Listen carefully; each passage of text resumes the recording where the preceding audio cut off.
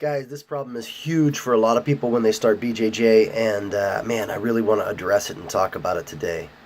My name is Bill Jones, head instructor of top-level martial arts in beautiful downtown Cuyahoga Falls. I am a black belt under Master Pedro Sauer, and you're watching Professor's Corner.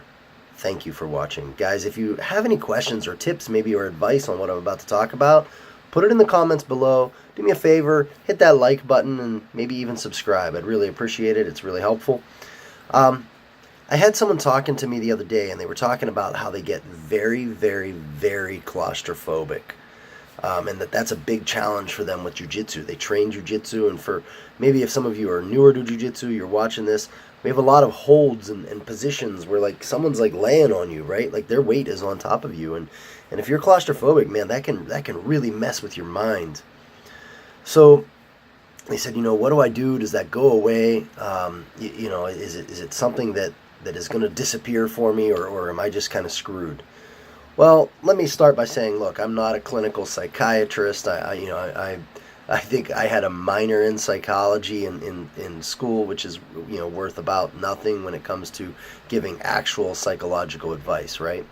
So my understanding is that with any psychosis, it might go away, it might not. There's no guarantee on any of that. Chances are good you're probably always going to be afraid of it, and maybe even develop new fears based on it. But with that said, I have dealt with a lot of people who do talk about being a little bit claustrophobic, and some of the things that they've done, and some of the things that I've done myself. Now, I've never been exceptionally claustrophobic, but I can definitely relate to the inability to breathe sometimes, or the raw sheer weight of another human being on top of you, and the discomfort. So there's three things I want to talk about with this. Number one, and this is probably the most obvious, but part of learning and getting good at jiu-jitsu is learning to become comfortable in uncomfortable situations. And this is probably the most valuable lesson that jiu-jitsu teaches us as a generality. Think about all the uncomfortable situations and conversations that you have to have throughout life with people who, you respect or that you love or whatever, and you have to have these uncomfortable situations with them. And jiu-jitsu physically is teaching you how to deal with those things, and then that gets mentally put into your mind. And I tell you what, that's probably the biggest life-changing part of jiu-jitsu that I've personally experienced, is learning how to just deal with some of these conversations and saying, yep, this is going to suck. Let's go do it. Okay, someone's getting side control. Let's go do it. It's going to suck. And so that's the first thing to understand, is that you will always, even if you get over your claustrophobia, you're always going to be uncomfortable in jiu-jitsu. It's just the way growth is done. I like to say that there's no comfort in the growth zone, and there's no growth in the comfort zone. So you're going to be uncomfortable. So don't ever expect to be comfortable in jiu-jitsu. If you're comfortable, you're probably doing something wrong. The second thing, and this is more of a, so the first one was a very psychological, understanding how things work, right? The second part of this is a physical thing that you can do. And that is focus on your breathing. It's really easy when we get frightened for whatever reason to let our breathing get out of control. And I'm going to say that this is probably the number one problem I see in jiu-jitsu in general, is that beginners, especially doing jiu-jitsu, and keep in mind, when I say beginner, I mean first 2, 3, 4 years of jiu-jitsu, right? I've been training it for 15 years now. So my spectrum of what is a beginner is probably different than most people's. But even at those levels, you guys get tired, and it's not because you don't know the moves, or you're not trying, or you're not efficient. It's because you're not breathing. So many times I see us, you do this Valsalva maneuver where you're and you're just holding your breath, and everything gets so tight, and it's no good. Or you'll put on a submission, and now your body is getting tired because you're not breathing, not because look, my hands aren't even closed, right? You're not like this. You're here, you're doing everything right, but it's just I'm so tired, my arms are, you have no breath. So how do you breathe when someone big is on top of you? It's one thing when you're applying the submission or the choke or whatever, and you're just not breathing. But how do you get that breath when someone's sitting on top of you? And I recommend you learn how to shallow breathe. And that's breathing without having to take a full breath, right? So there's a lot of breathing techniques out there that I highly recommend you learn. Learning how to belly breathe properly is extremely important, but also learning how to breathe in just small amounts while keeping, just put a little pressure on your abdomen. Like, I'll do this. I put a little pressure, squeeze my abs.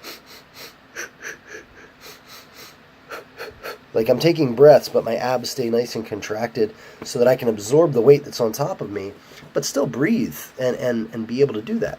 And if you practice that, and it doesn't, I exaggerated it, like you can, like I don't have to be like, like you don't have to do that. So you could practice this at work or wherever, in the car, maybe at a stoplight, something like that. And that will go a long way, just learning how to control that breathing. Not only will that make you better at finishing your submissions, but it's also going to make you better at jiu-jitsu in general, and it's certainly going to make you feel a little bit more comfortable when some big person is on top of you, putting their weight on your diaphragm, and you're like, oh, okay, just focus, little breaths. And once you get through those little breaths, now you can go into the third tip I've got for you, and that is stay focused on the task at hand. When we get frightened, our mind tends to do crazy stuff. It tends to take us to places and make us scared, and we do the wrong things. So once I've got my breathing under control, the next step is to say, okay, what exactly is going on here, and what do I need to do to change the situation? How can I solve the problem? The problem is there's someone on my diaphragm. How can I get turned slightly on my side to make it better? How can I, shift ever so slightly? What do I need to do to make this problem less of an issue? And if you stay focused on the problems and the solutions to the problems, you'll find that you stop being so afraid of the situation. And this is something that the military does often and is very good at doing with soldiers and our Marines and our all of our fighting forces, is giving them a job. Everybody has a job during tough situations, and that's not only because there's things that need done, but also because a busy mind doesn't have time to freak out, and that's important for you. So you want to have that busy mind. You want to make sure that you're trying to do the right things, and just keep focusing on that. Keep focusing on that. When the thought of, oh, this isn't going to work, enters your mind, stop. Start your breathing again, and keep working on what you're supposed to be doing. If you don't know what you're supposed to be doing, fall back on your training. If you're in a bottom side control, and maybe it's a kind of an interesting position, it's not like the standard, and you know that, okay, well, I shrimping isn't working for me. What's your training say? It says you need to be on your side, right? Get on your side. Focus on that, and then see where things go. Guys, that's my tips for you. If you're having some claustrophobia issues or some problems with people crushing down on top of you, one, just accept mentally that jiu-jitsu is going to be uncomfortable. It's always going to be uncomfortable. Even when you're winning, it's sometimes uncomfortable because you've got to move, right? And when you move, you use energy, and sometimes you get tired, and you got to work through being tired. It's always uncomfortable to a certain degree. Second piece, control your breathing. Very important. I recommend you look into various methods of proper breathing, posture, things like that. Yoga is a good place to start. There's great breathing tips in yoga. And then, of course, stay focused on the task at hand. Don't let your mind wander. I hope those things are helpful to you guys. If you have some things that you do to help you focus on this and get better at it, or maybe if it's a problem that you've kind of come through, do me a favor, write it in the comments below. Let anybody who's watching this know they're not alone. That's important. That's the other thing, is like, you're not the only one out there who's freaking out in these positions. You're not the only one. There's lots of you. Again, hit that like button and smash the subscribe button. Let me know if you like it. Guys, have a great one. I'll talk to you later. This is Professor's Corner, and I'm out.